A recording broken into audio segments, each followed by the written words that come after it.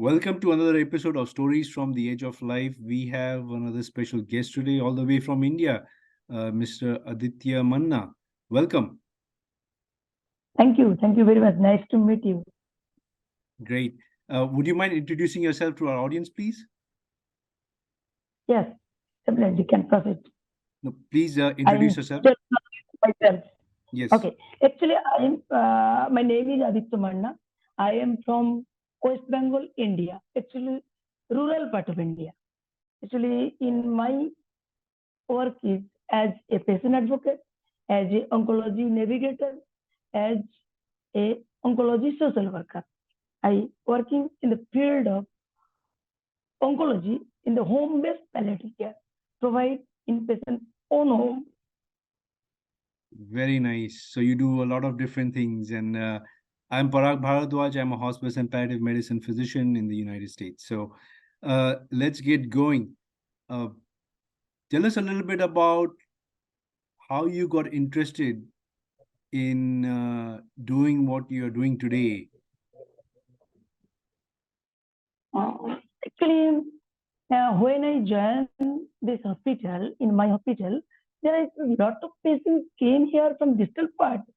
So nobody look up to the patient from their family member. The family member neglected the patient. Nobody is the child the cancer patient. The parents neglect the patient.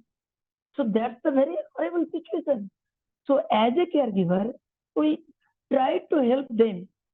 Is that due to lack of awareness, most of the people as a cancer patient is the detach the cancer patient due the false belief cancer is a contagious. So as because did not try to help them. So most of the cancer patients the neglected and becoming the late stage and nobody look after them. So we as a team try to support them as well as patient and family members. Great. So you're saying that the population there thinks of cancer being a contagious disease. So you're Yes, increasing the they think awareness. so. Yeah. And Yeah. so how do you increase the awareness? What do you do exactly? Actually, I'm talking about the 15 years back. But nowadays, we started the awareness camp. Like the school and colleges is the organized program. There's a lot of programs that we organize. Is our hospital and our non-profit organization.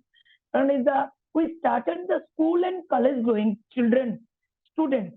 If ever the students, they ever and they also help to the their neighboring the people and other people. I think and we think so and we organize the um, it's a patient gathering. It's a lot of people invited them and as well as their caregivers.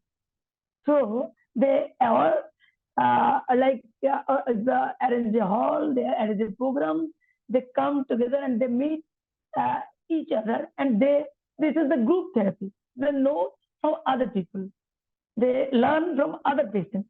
So as because most of the patients learn from other and also is organized to the clubs are organized this type of awareness program. We join with them. Few doctors and few nurses, volunteers like me also join them and we try to aware the people about the cancer and palliative care.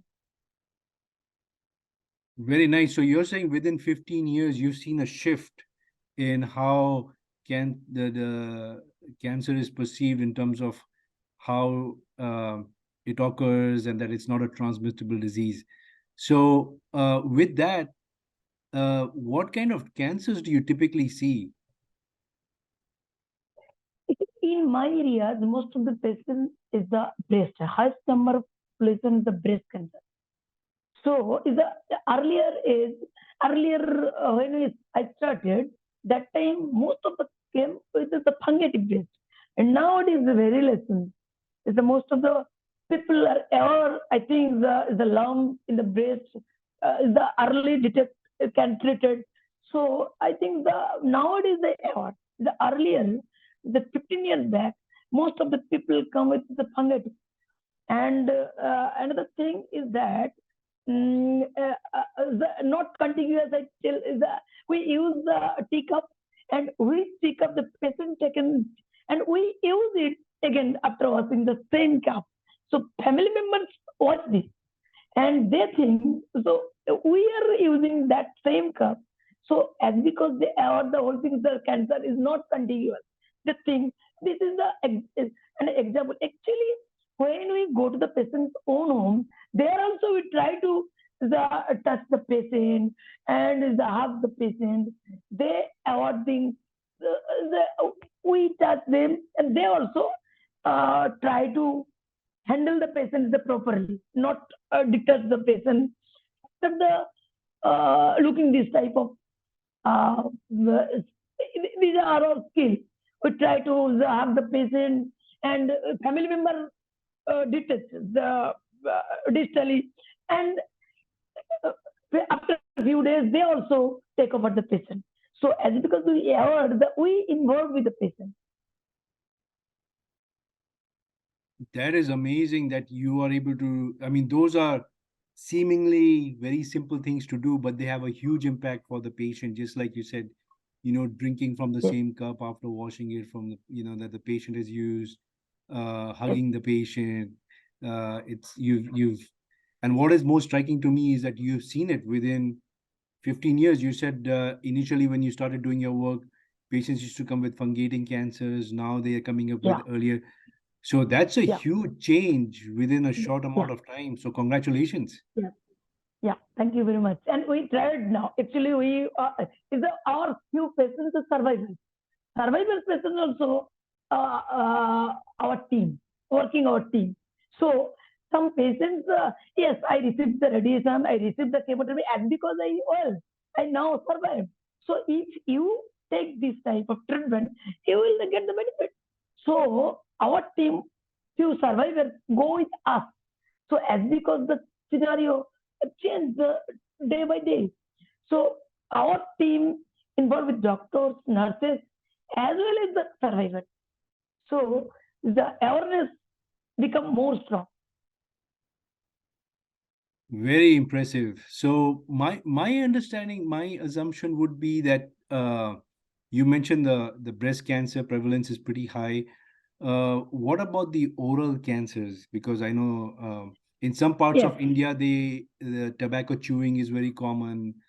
Do you Mm. have that particular issue where you are? Yes. Actually, a lot of patients came young age, like 20 to below 40. But highest number is the breast. But no, but the tobacco chewing and the buccal mucosa, the cancer in the oral cavity is a huge because of the not the we initially we appointed on headache surgeon, and he started just recently, just few months back, for screening the oral screening. It started, but in our areas, we screening camp we started just few days back, few months back, the screening camp. We just early detection of oral cancer. Just, but little bit actually in our areas is a huge the tobacco actually, but somehow rather than the breast is a more than the oral cancer. Got it. So now coming back to you, you are doing this work and you actually have traveled the world quite a bit, and Yes, you received invitations from different countries. yes. So what did you learn? I mean, if you can briefly describe the Actually, I places. little bit Yeah. I want to feel something. It's like I am in my student life. I don't,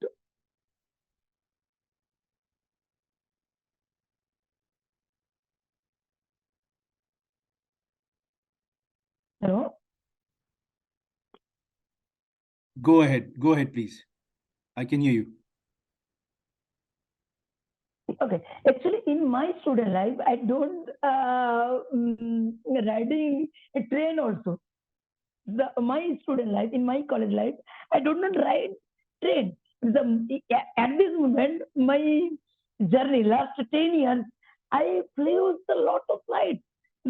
I got in the past 2014, I got a scholarship from the International Congress on Palliative Care at Montreal, Canada. I invited them, and for the simple presentation, I gave in there my simple presentation. Is the scholarship got from I HPC, International Association for Palliative Care, and the Singapore Palliative Care Conferences 2014 I invited at Singapore, and International Public Health and Palliative Care at Bristol, England. They invited me for my work. I present there my few simple work, and they invited me. They inspired. I don't know. If, I actually I also think so. I am working the now the cancer related, like the International Association for Study of Lung Cancer. They invited me thrice. First at Chiang Mai, second at this moment, and I'll go next month at Singapore for the invited them, and I also the palliative care congress at the Glasgow, Scotland. They invited me. It's a lot of more than 30 scholarship I got for attend the international conferences like cancer conferences as well as also the palliative care conferences. Very So nice. this year I went to Vienna. This year I went to South Korea, and ASCO invited me twice. 2019, the ASCO, American Society of Clinical Oncology at Chicago, and this year I went at March. Also not March, it's June, maybe June. The they invited me. I just joined them and just upgrade with the knowledge exchange basically. Very nice. So you say So that, yeah, you had not even traveled by train, and now you're taking all these flights to all these yes, countries in my now. college life, I don't ride my train, but after joining this type of work, I most of the time I flew with the international travel. Very In my nice. next plan, my next plan is the ABC Global Alliance at the Lisbon, the Portugal. I go uh, not prepared at this moment, not flight booking, but November. I think this is November, 7th November. Very nice. So what did you learn from those exchanges when you went to all these places? You met with individuals from different countries. How did Yes, that, did you bring back something that made you say, okay, we yes. can do these things differently? And so if you can share those learnings, that'll be great. Actually, taking in at America, there basically is the hospice based, it's the institution based. Most of our patients, the late stage, end stage cancer patients, did not want to admit the hospice or hospital because they want to stay in patient's own home.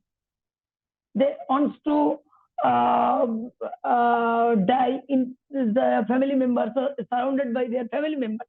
So in basically we are happy. My patients, all the 99% patients, die in patient's own home.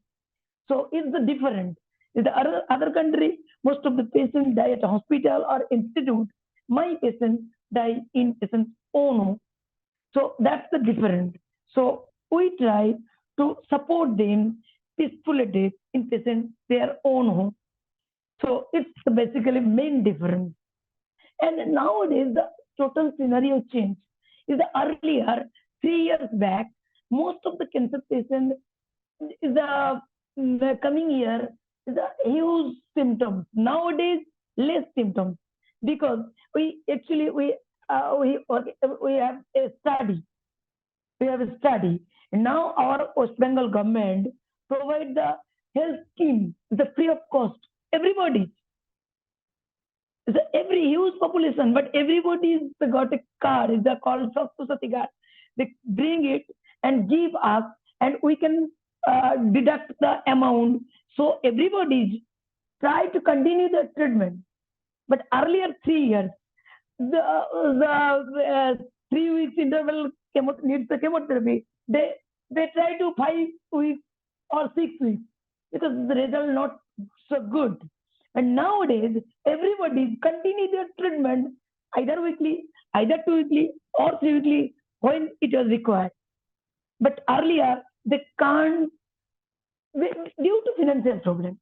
Due to financial problem. Nowadays, the government the free treatment in private hospital.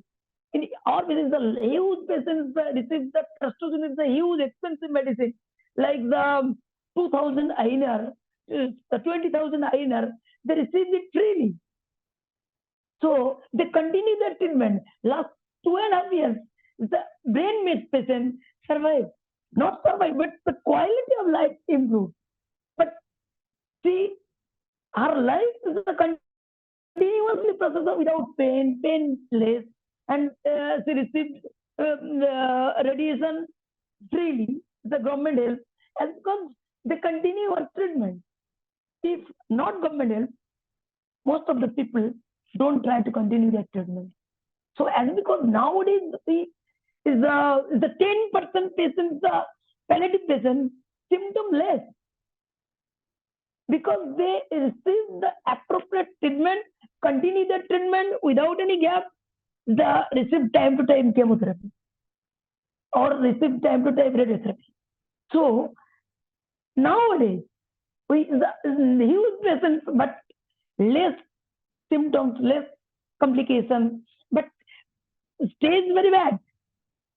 They the quality of life better because they receive proper treatment because the government helps the money. The economically they poor, but they continue their treatment as well as the other patients, like the is economically strong people, like economically poor people also. Great. So it seems like because of the support that the patients have, they are able to receive treatments earlier and they're able to follow through because in the past, financial situation would probably not allow them to get the treatment. So, very interesting. And it's great that you've seen this change in, Yes. sometimes change can take decades, but you're seeing it right in front of your eyes. You also mentioned in a conversation that we had earlier that not only are you getting more patients in palliative care, you're actually seeing them very close to the point of diagnosis. Yes. So, can you just comment on that, please? Actually, in diagnosis part, very difficult because actually this is a basically rural part. Most of the patients shifted to like PET scan not done here. It's a huge expensive and the medical college from here more than 150 kilometers.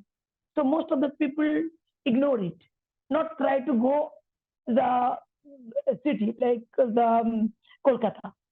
So basic test can possible, but the uh, like is the confirmation diagnosis like an example is like lung cancer, the adenosine lung. There are few categories: EGFR, ELKA, ROS1. This study is expensive, but government not provided the scheme not covered for diagnosis. Only they provide the treatment part. So this type of the specific treatment can't continue due to the proper diagnosis because is the expensive or government not provided the money for this purpose or also the government facility in government setup not done this type of pathology it's like examination. I mean immunohistochemistry test. It's like it's suppose the diagnosis the early stage breast cancer needs the ER, heart TNA. But this study costs the huge. So most of the people try to avoid it. No, I can't afford it. So if ER positive, we can start hormone therapy, or heart TNA, we can start testosterone.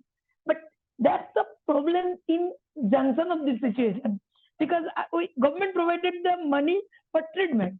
But patient can't try to lose their money for investigation. So that's the problem here in our area in particular. Got it. Yeah, that definitely sounds like a challenge. Now, I just want to make sure I heard you right early on. When you mentioned that home-based palliative care that you provide, right? Yes. It Yes. seems that you are providing home-based palliative care not just to terminally ill patients, you're also providing it to patients early on in the disease process, right? Yes. Yeah, can you Actually, expand on that? yes. Yes. Actually, yesterday we went to a patient's home. Patient is a bladder cancer, urinary bladder cancer. Patient, the son is a separate after diagnosis of the disease. Patient is the 1.5 year diagnosed the 1.5 year back. Nobody is looking the family. The neighboring also don't came to the patient home. So we the first time went to patient home just yesterday at night, is after completing our hospital work, we four, including nurses, the went to patient's own home. Everybody's everybody came and joined with us, and everybody tried to something do for the patient, but nobody can go to the patient's own home. Before that, so patient and the husband and wife, the only two people there. The more than 55 years old, both the people, only two people, rest of the people don't help them. So our focus is the try to communicate other people to involve with this type of work. Is the founded people. So they already came, join with us. They think we came to the 30 kilometer from here, the patient home. We go and meet with them. We went and meet with them. They also so why not we? The surrounded people think so. So they came from the 30 kilometer away, but we can't help them. So that's the changes the scenario. That we actually in our areas the Australian team came and visited with us twice. They also inspired whole thing. So our journey to patient's own home, and as well as the early detection also. The few people in the survey, I think that as a student told one patient, your disease totally disease free. You are totally absolutely disease free because the patient is a prostate cancer. He the long term treated with us, and I told him that your disease completely free. But I think he is the his fear totally gone. No fear, absolutely. Upcoming few years, he survived without fear. Most of the years survived the life with fear. But this type of communication lessen the fear, eliminate the fear. That's our work.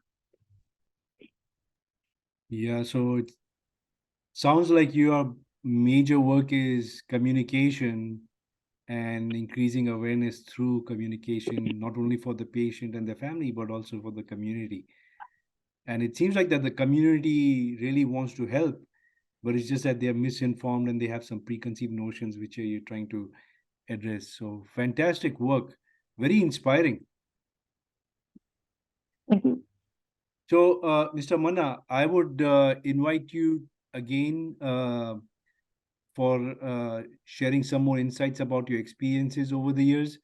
So, I hope to see you again on our channel Yes, and definitely. keep doing the great work that you're doing. And we'll like to be inspired more through future discussions. Thank you very much. Thank you very much. Thanks a lot. It's a great pleasure. Really happy to meet with you. Thank you. Likewise.